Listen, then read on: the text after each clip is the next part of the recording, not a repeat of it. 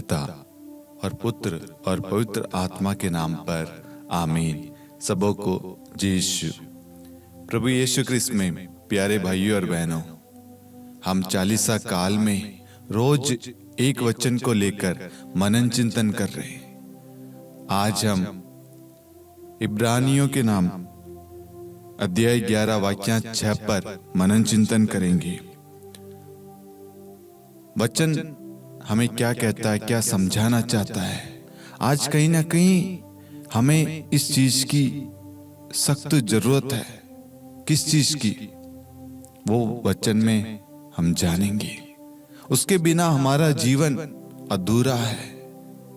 बहुत सारी चीजें जो ईश्वर हमारे जीवन में प्रकट करना चाहता, देना चाहता है, वो रुक जाती है एक कमी की वजह से। सबसे पहले हम वचन को पढ़े।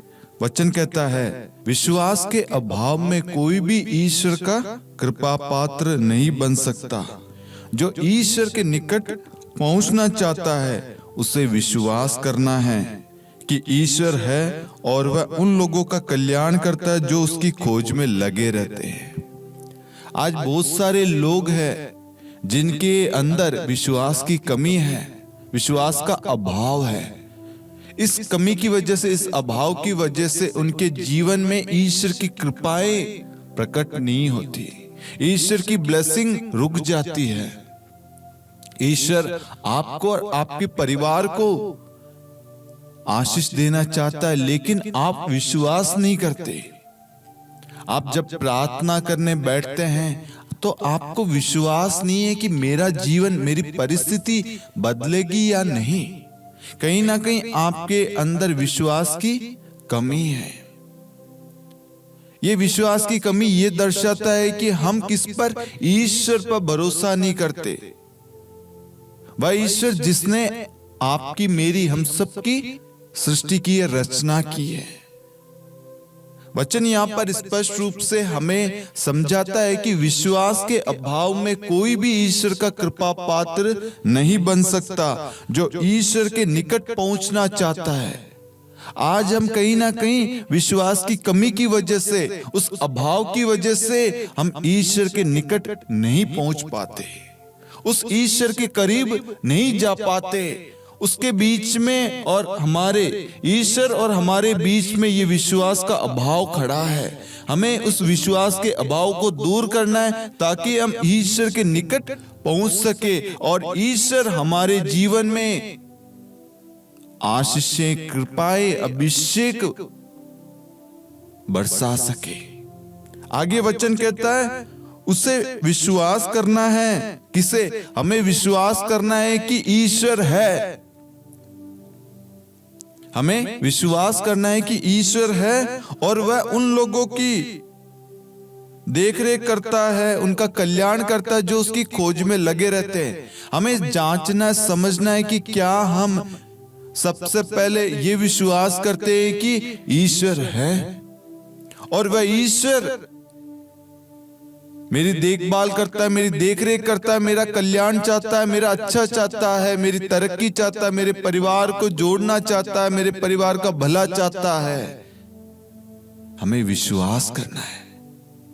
और हम जब विश्वास के साथ प्रभु के पास में जाएंगे, प्रभु को खोजेंगे, प्रभु के राज्य के बारे में, धार्मिकता की खोज में लगे रहेंगे, तो ईश्वर हमें मिल जाएगा।